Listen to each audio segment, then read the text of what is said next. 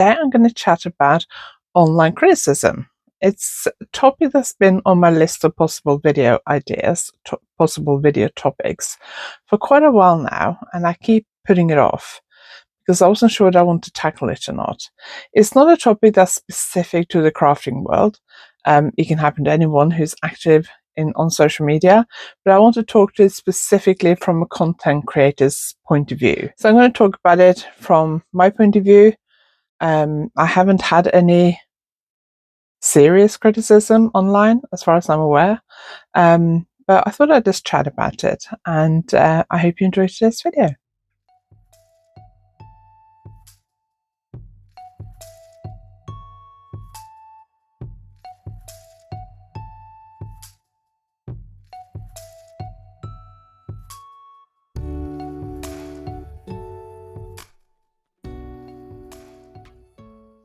If you're new here, my name is Anniken. I design knitting patterns. I teach knitting workshops online and in person, and I sell yarn through my website, YarnAddict.co.uk. If you like this video, please give it a thumbs up, and if you haven't subscribed yet, please consider subscribing.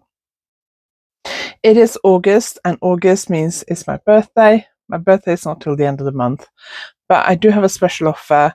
I'm offering 15% off all my online courses, which includes continental knitting, successful lace knitting, successful brioche knitting, successful socks, Scandinavian colourwork and steeking, and finishing techniques. And you can start at any time, work through the course in your own time and at your own pace. So it's a self-guided course, but I'm there to answer any questions along the way if you have any, and you keep indefinite access to your course. So you can get 15% off until the end of August using the code birthday15. I'll pop that on the screen, and I'll also pop all the details in the description below. You can also get 15% off any orders from my website. So lots of beautiful yarn, from very affordable to a little bit more luxurious, and my books and the clutch frames and lining for my clutch bags and beads and a few other things. So I hope you'll check that out. All the details will be in the description below this video.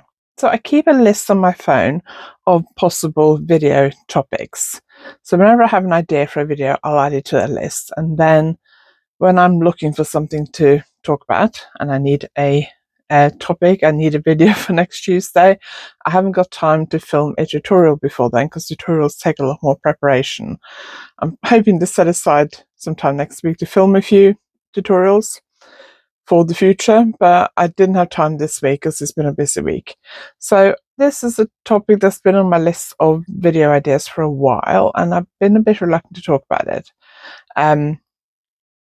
Anyone who's active online, especially on social media, are at risk of receiving criticisms, especially if you air your views. If you're just active online in that you're just watching what other people are saying, reading other people's posts and not really interacting with them and not really posting anything yourself, then you're probably safe. But most people who run a business now, especially in the crafting space, will need to be active on social media because it is a way of promoting our businesses.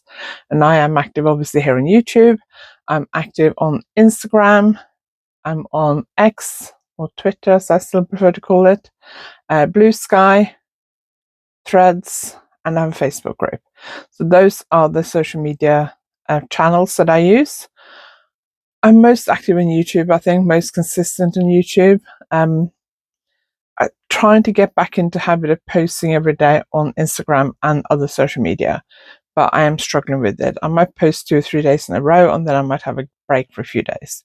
And consistency is the key, so that's not very good. But I do use social media regularly. I've been on social media for a long time. I was fairly early, I think, to join Twitter when that first came around, and then Instagram and Facebook and all those things. So I've been doing social media for a while now. I don't think I'm an expert on it, but I have managed to avoid any controversy online, I think. So I first want to make the distinction between trolling or bullying and legitimate online criticism, and I'll also share my worst online trolling, and I do call that trolling experience, in a minute. But I do think that trolling, bullying, whether it's online or in person, is totally unacceptable. But I do think there's a space for legitimate criticism of businesses. And I do think there's a distinction there. I think we all recognize trolling and bullying. When somebody piles on a person, that's never nice to see. Whether you agree with it or not, it's never nice to see. And I do think there have been experiences where somebody have either said something controversial online or said something that may have been misinterpreted, and then people have piled on and criticized them, and they've ended up having to take a break from social media just to allow everything to die down. And I do think that's a shame, unless it's something that they really needed to be called out for. I think some of the things people are called out for are probably a bit minor. I'm not going to name any specific examples there because I don't really want to stir up old stuff. But I remember there was one incident quite a few years ago. I think it was pre-COVID, but I can't remember. And I didn't understand why people were so upset with this particular, I think it was over a blog post that somebody with quite a large following had. And I didn't understand the criticism. But I wasn't in the group that felt harmed by that criticism or that stereotype. And I think that's the important thing to remember, is that if somebody makes a comment about something that doesn't affect you, like if somebody makes a comment about a certain race, somebody from a certain country, a certain gender that I don't belong to, a sexuality that I don't belong to, it's difficult for me to feel that personally because I'm not affected by it. If I have close people in my life, close friends, family, things like that, who are affected, then I can probably put my in their situation and feel it a bit more. But there are certain things that I don't understand because they don't personally affect me. There's also things that are just down to like human decency and being polite and nice to people and treating people the way you'd like to be treated, that I think a lot of people forget online.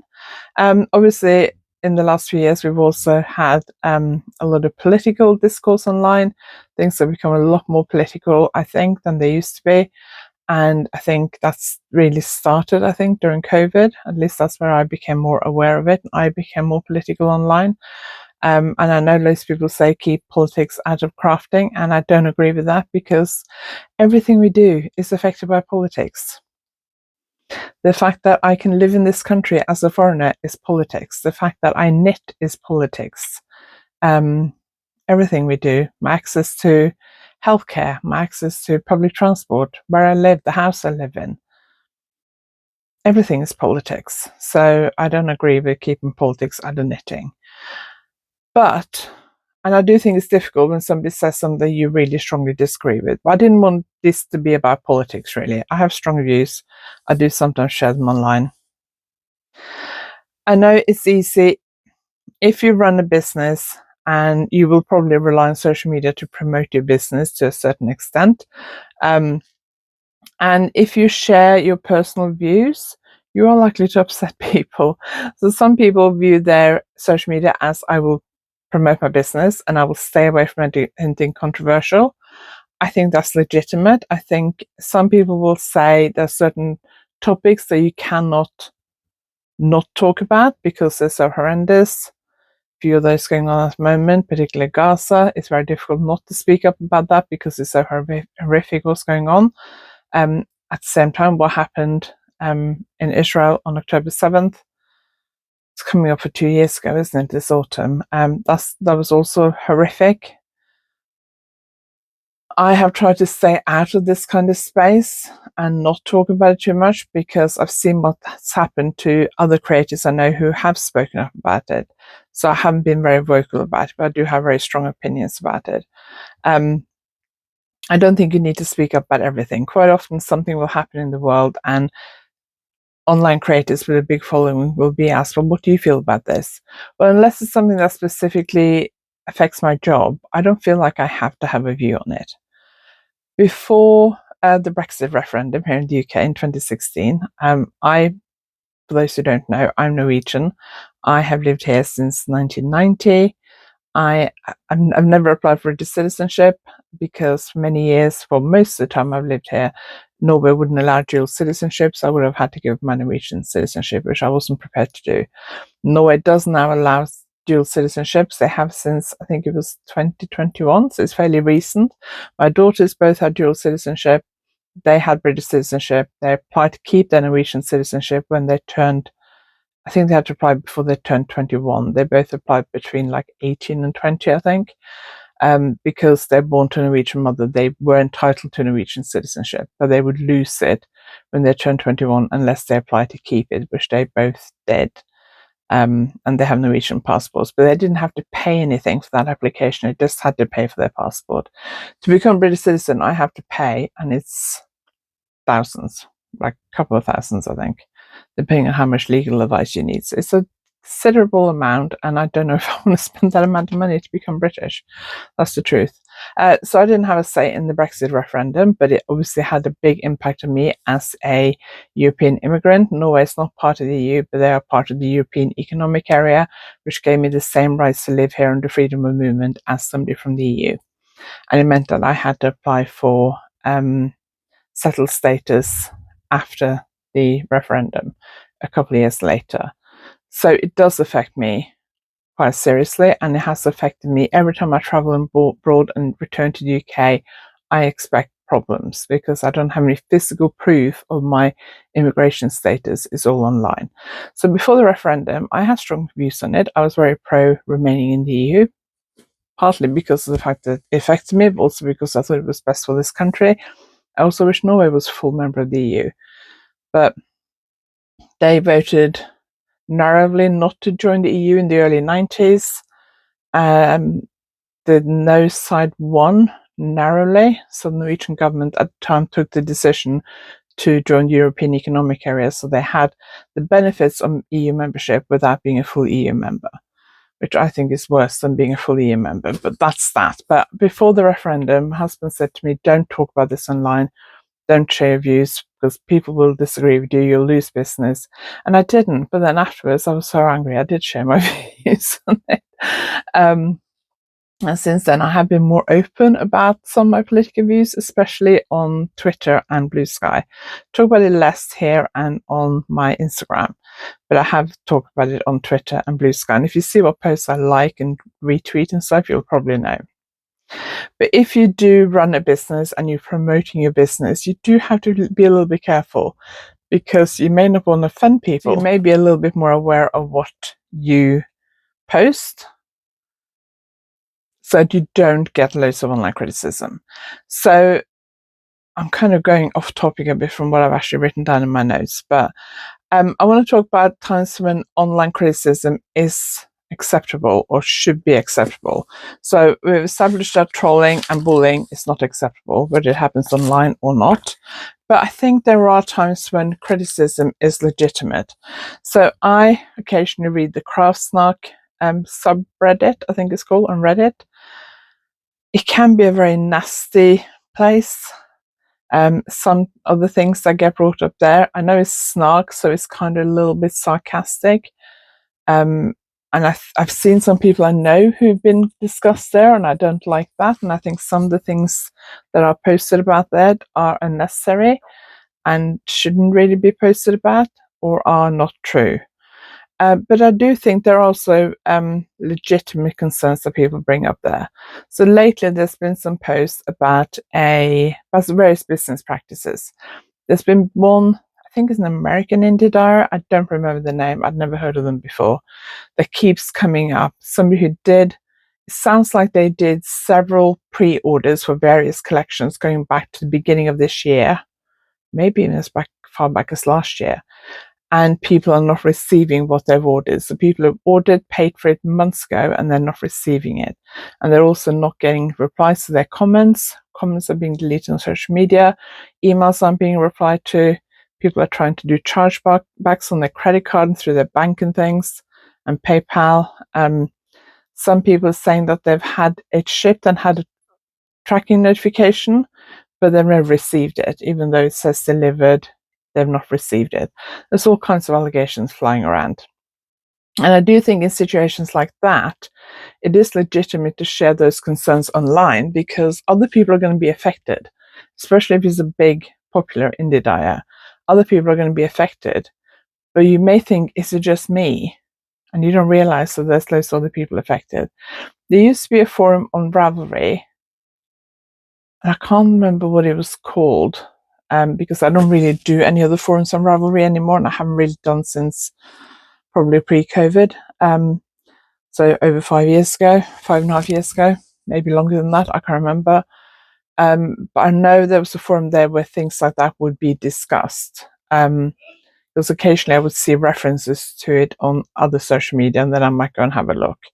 But I do think that that is useful online, sometimes have somewhere that you can share that kind of info so that other people don't get caught out. There's also been a few things on Craft Snark about businesses using crowdfunding for things that probably should be regular business expenses. I have never used crowdfunding for my business.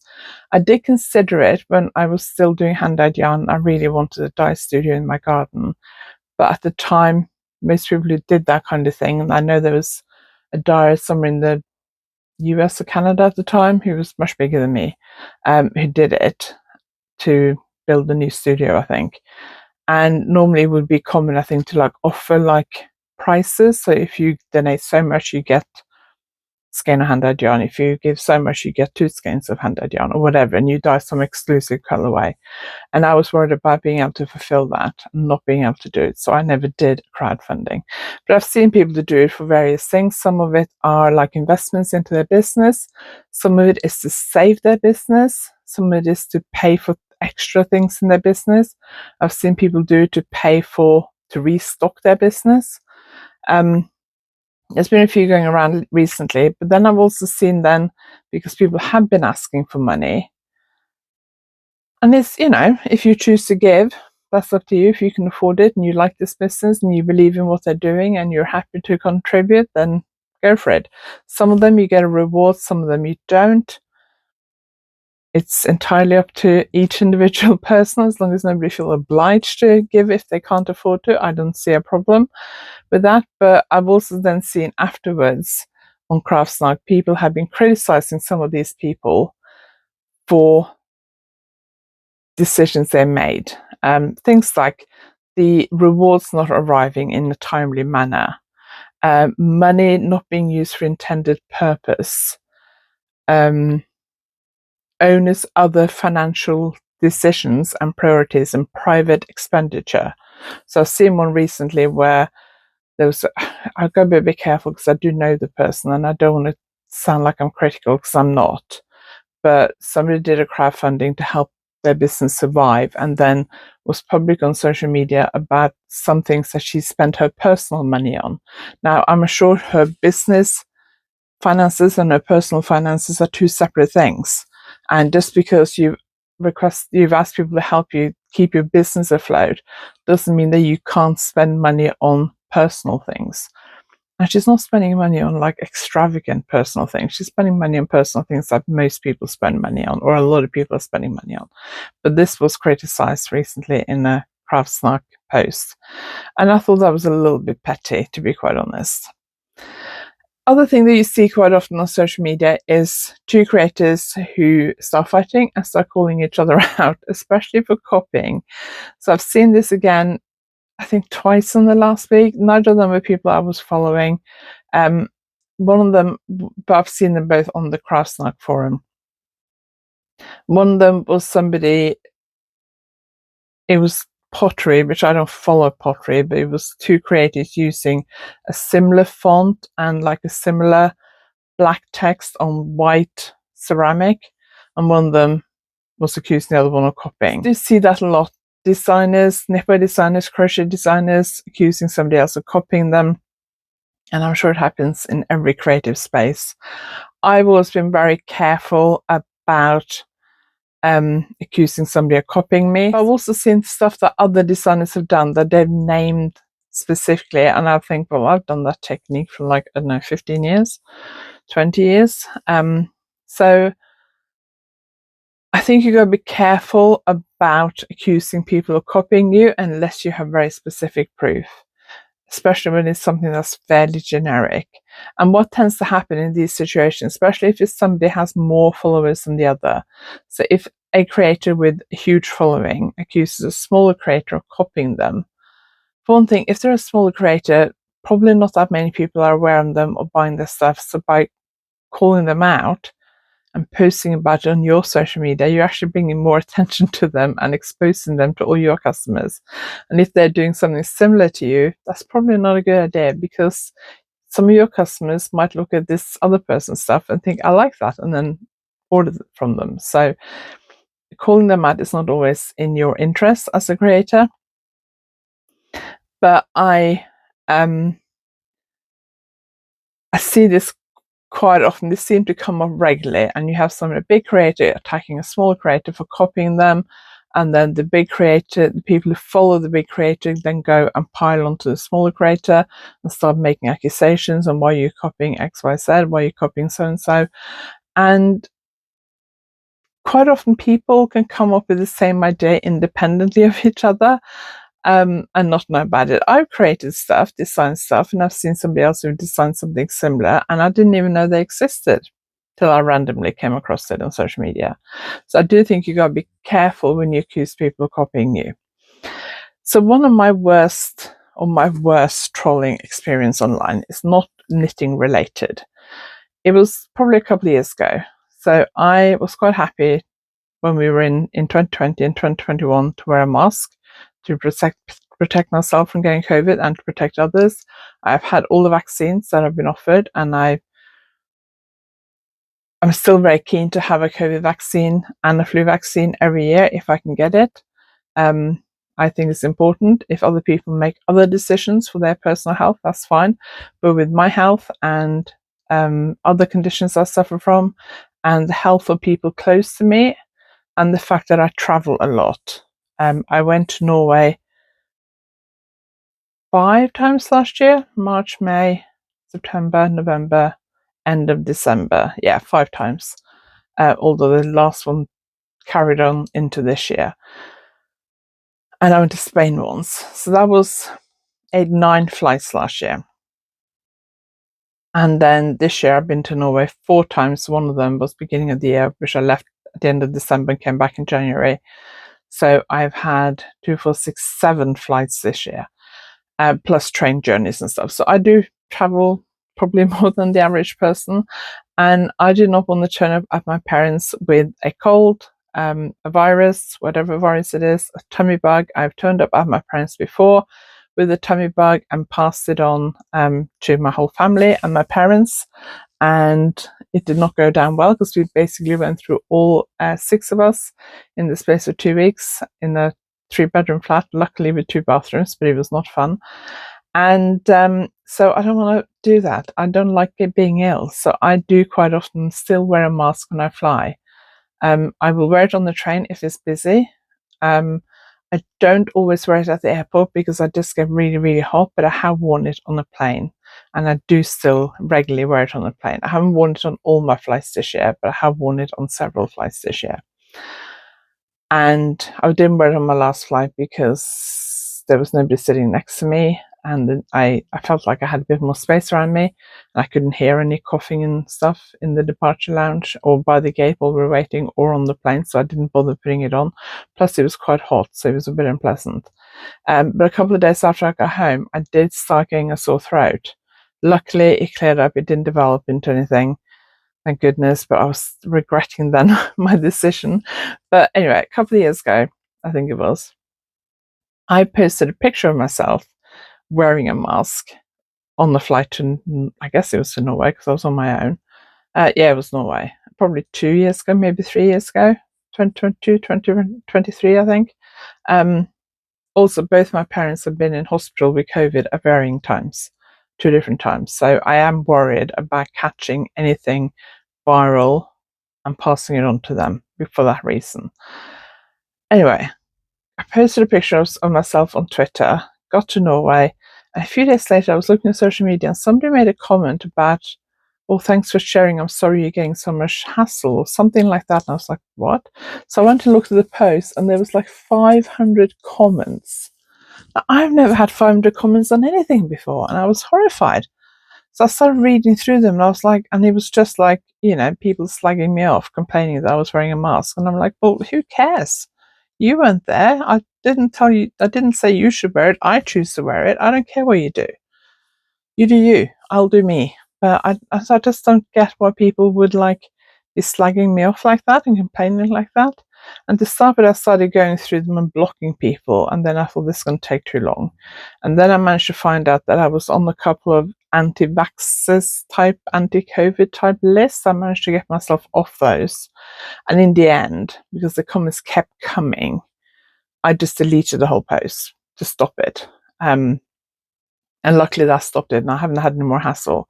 And I don't think I've posted a picture of myself wearing a mask since, because I don't need that kind of hassle in my life. I was wearing it to protect myself and to protect my parents, and I think that's legitimate. If people don't agree with me, fine.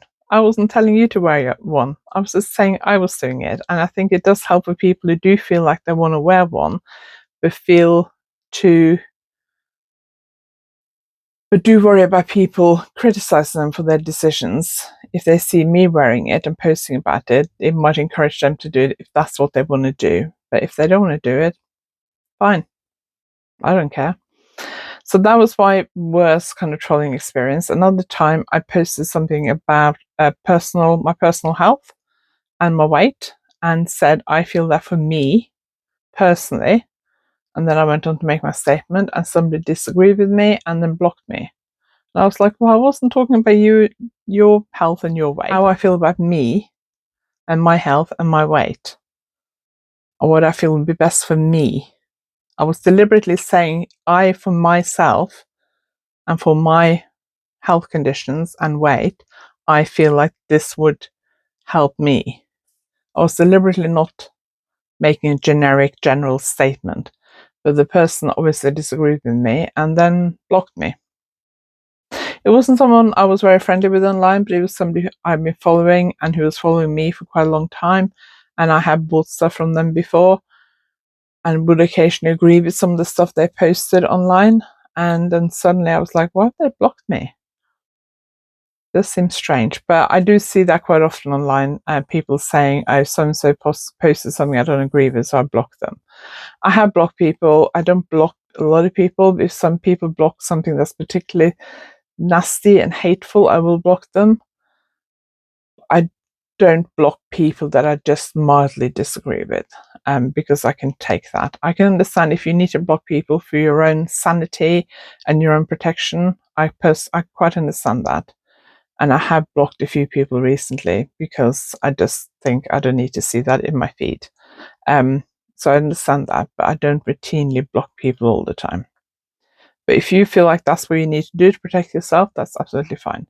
So I think before we kind of criticize people online, we need to think about, is this actually important?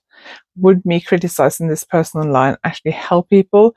If it's to do with business practices, somebody doing a pre-order for something, and then, say I will post this in 3 months and then 6 months and you haven't heard anything. I think that's perfectly legitimate to post, has anyone else had this problem? Tell me what you think about online criticism. Have you been exposed to it?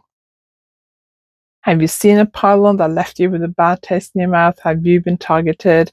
Obviously, if you can't share or you feel too vulnerable to share, don't feel like you have to share. But it would be interesting hearing people's opinions on this. Do you think places like anonymous places like the Reddit forums are good or bad? I'm sure if somebody clicked on my username, they could work out who I was based on other forums I connect to. So I am very careful on there what I say, and I would never contribute to a kind of pylon of somebody or unfair criticism or just join in with nastiness. I just wouldn't do that, because I'm a nice person. At the end of the day, I think we should treat others like we'd like to be treated. It's not that difficult. I don't know what you think about this. This is an interesting topic to think about. Has it made you think about something? I don't know. If there's anything else you'd like me to talk about that you think might be more interesting than this, do leave me a comment. I am planning to try and film some tutorials over the next 2 to 3 weeks while I got a bit more time. So leave me any tutorials you'd like to see, and if there's any topics you'd like me to talk about, leave those as well. It's nice to mix in some just chatty topics with some tutorials, because tutorials do take a lot longer to prepare and film than just a chatty video. So I hope you enjoyed today's video. If you liked it, give it a thumbs up, and if you haven't subscribed yet, please consider subscribing. Thank you for watching, and I'll see you next time. And don't forget that offer, 15% off my online courses and 50% off my website. I'll leave the link and everything in the description below. So thanks for watching.